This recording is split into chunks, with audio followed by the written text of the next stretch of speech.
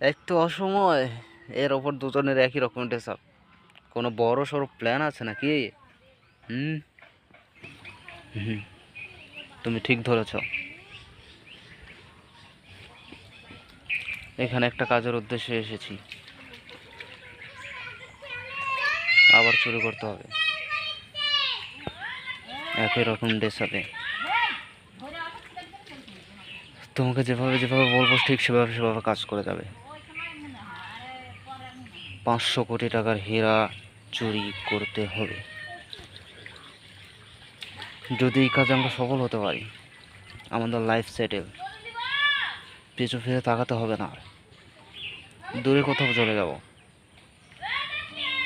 বোঝাতে পারলাম?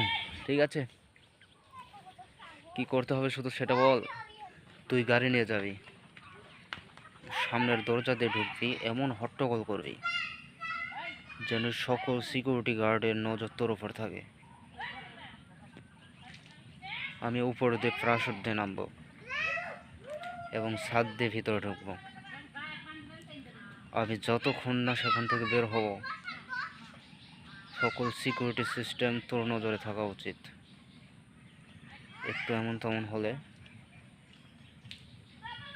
পুরো প্ল্যান ফেস্তে যাবে। আমরা এই কাজে সফল হতে পারবো না। বোঝাতে পেরেছি? হুম, একদম বুঝে গেছি। এমন হট্টগোল পাকাবো না, পুরো সিকিউরিটি গার্ডদের কাঁপিয়ে দেব। এই কাজটা করব আমরা আজ রাত 12টার পর। তখন সিকিউরিটি গার্ডগুলো ক্লান্ত হয়ে পড়ে সারাদিন গার্ড দেওয়ার পর।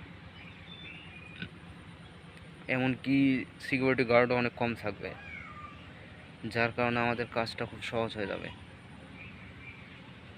ঠিক রাত 12টার সময় তুই মেন দরজাতে ঢুকবি, বাকিটা আমি দেখে নেব। ওকে, ডান।